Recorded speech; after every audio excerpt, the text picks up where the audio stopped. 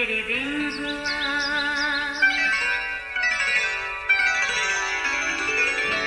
نیا پھر دن ہوا، پرانی رات کا کرے سو شکر ہم خدا کی ذات کا، خدا کی ذات کا نیا پھر دن ہوا۔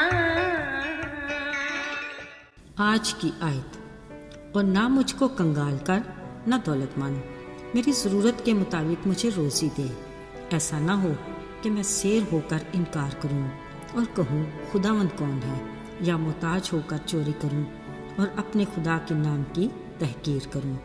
امثال 30 باب 8ویں اور 9ویں آیت۔ عزیزو، ایک دفعہ کا ذکر ہے کہ عدالت نے ایک خطرناک ڈاکو کو پھانسی کی سزا سنائی۔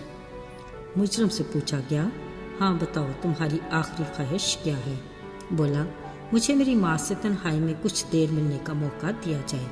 اس کی ماں کو بلایا گیا اور انہیں ایک کمرے میں بٹھایا گیا۔ کچھ دیر کے بعد ماں کی دلخراش چیخوں سے سارا ماحول لرز گیا۔ ہوا یہ کہ بات کرتے کرتے اس نے ماں کی کان کو بری طرح کاٹ کھایا۔ پوچھا گیا، اس نے ایسا کیوں کیا؟ ڈاکو نے بتایا، جب میں چھوٹا بچہ تھا، اسکول جایا کرتا تھا، واپسی پر کبھی کسی کی پینسل چرا لاتا، کبھی ربر یا کچھ اور، مگر میری ماں نے نہ مجھ سے پوچھا اور نہ کبھی خفا ہوئی اور نہ ہی مجھے منع کیا۔ آہستہ آہستہ چوری کرنا میری عادت بن گئی اور میں چھوٹی سے بڑی چوری کرنے لگا۔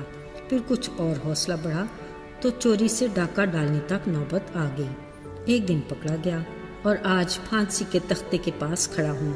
اگر میری ماں مجھے پینسل ربر چوری کرنے پر منع کرتی، سزا دیتی، تو میں کبھی بھی بڑا ڈاکو بننے کی ہمت نہ کرتا۔ عزیزو، جو بچے نے کہا وہ سچ ہے۔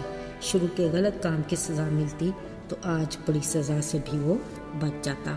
دوسری طرف ماں کے پیار کو دیکھ لیں، شاید وہ اپنے بچے کو ڈانٹ کر ناراض نہیں کرنا چاہتی تھی یا سزا دے کر اس کا رونا برداشت نہیں کر سکتی تھی، اور اب دیکھ لیں ماں کے پیار کے اس روپ نے اس کے بیٹے کو تباہی کے دہانے پر لا کھڑا کیا، جو خود اس کے لیے بھی اذیت ناک ہے۔ ایسے حالات سے بچنے کے لیے خدا کے کلام میں سلیمان بادشاہ کو الہی تحریک کے ذریعے خدا کا پیغام والدین تک پہنچایا گیا کہ بچے کی چھڑی سے تربیت کر، تو اسے چھڑی سے مارے گا تو وہ مر نہیں جائے گا بلکہ تو اس کی جان کو پاتال سے بچا لے گا۔ عزیزو، ماں کے پیٹ سے کوئی چور یا ڈاکو یا مجرم پیدا نہیں ہوتا، اس کے پیچھے وقت اور حالات کار فرما ہوتے ہیں، مثلاً کوئی مجبوری یا ضرورت جس میں منفی یا مثبت کردار انسان خود ادا کرتا ہے، اور اس کی بنیاد بچے کی پہلی درسگاہ یعنی ماں کی گود ہے۔ کچھ بھی ہو، کوئی ماں نہیں چاہتی کہ اس کا بچہ غلط راہ پر چلے۔ پکی بات، اگر خدا کے کلام کے مطابق تربیت نہیں تو کبھی اچھے کی امید نہیں ہو سکتی، کیونکہ نسل انسانی کو تباہ گمراہ کرنے والا ہمارا ازلی دشمن کشادہ راستے پر اپنی تمام تر آسائشوں کے ساتھ کھڑا منتظر ہے کہ کس کو پچھر پلانٹ کی طرح اپنی طرف راغب کرے، پھر دھیرے سے منہ کھول کر جال میں پھانس لے۔ ان خطروں سے بچنے کے لیے خدا کے کلام سے آگاہی بے حد ضروری ہے، اور آگاہی کلام کو سننے اور پڑھنے سے ہے، جس کے لیے ہمیں اپنی مصروف زندگی سے وقت ضرور نکالنا ہوگا۔ عزیزو، یہ بات تو سمجھ میں آتی ہے کہ چوری کرنے والا اپنی ضرورت کے لیے ایسا کرنے پر مجبور ہو جاتا ہے، جو شاید کچھ % ہمدردی کا مستحق ہو۔ اگر ضرورت سے زیادہ ہو جائے تو وہ خدا کو بھول بھی جاتا ہے۔ یہ کیفیت پہلے سے زیادہ خطرناک ہے، کیونکہ اس میں غرور اور تکبر کا عنصر نمایاں ہے۔ انسانی فطرت میں یہ شامل ہے کہ میری زندگی، میری مرضی اور میری ہی بدولت، جو سراسر خالق خدا کی مرضی کے منافی ہے۔ عزیزو، ان دونوں صورتوں سے بچنے کے لیے زندہ خدا کا کلام بنا طرفداری کے واضح ہے، جس کی رہنمائی اور عملداری سے ہم بھلے کتنے ہی مجبور ہوں ایسا کہ چوری کرنے لگے یا ضرورت سے زیادہ کے مالک ہو کر اصل دینے والے مالک کو بھول ہی جائیں، جس کی مرضی کے بغیر ایک پتا بھی نہیں ہل سکتا۔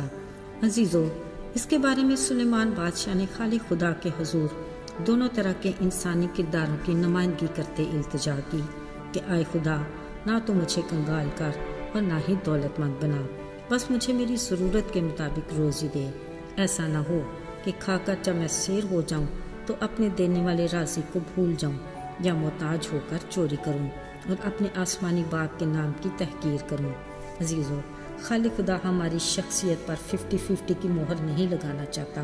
وہ ہمیں 100% اپنا ہم شکل اور اپنا ہم مزاج بنانا چاہتا ہے۔ وہ ہمارے لیے منظم زندگی کی آرزو رکھتا ہے اور ہماری فطرت میں اعتدال پسندی کی صفت کو رکھنا چاہتا ہے۔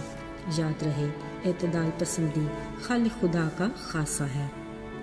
جب یسوع نے اپنے نام سے خدا باپ سے دعا مانگنا سکھایا تو اس میں بھی اعتدال پسندی کا عنصر نمایاں ہے۔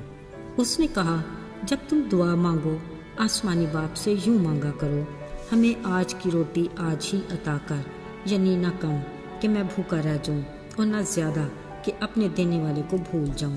عزیزو، شکر اس شفیق باپ کا جو ہمیں اپنے کلام کی رہنمائی میں منظم زندگی گزارنے کی تلقین کرتا ہے تاکہ ہم روحانی اور جسمانی دونوں طرح سے بھرپور زندگی گزاریں، ہر روز کی نئی برکات حاصل کریں اور ان سے لطف اٹھائیں۔ آئیے دعا کرتے ہیں۔ آئے قادر مطلق خداوند، تیرے بیٹے یسوع کے وسیلہ سے تو ہمارا باپ بنا اور ہم تیرے بیٹے بیٹیاں کہلائے۔ اس بڑے احساس کے لیے ہم تیرے شکر گزار ہیں۔ ہمیں اس رشتے میں مضبوط رکھنا۔ التجا کرتے ہیں کہ ہمیں اعتدال پسندی سے جینا سکھا تاکہ ہم تیری مرضی سے منظم زندگی گزارنے کے لائق ہوں، تاکہ برکت پائیں۔ یسوع کے جلالی اور بابرکت نام میں آمین۔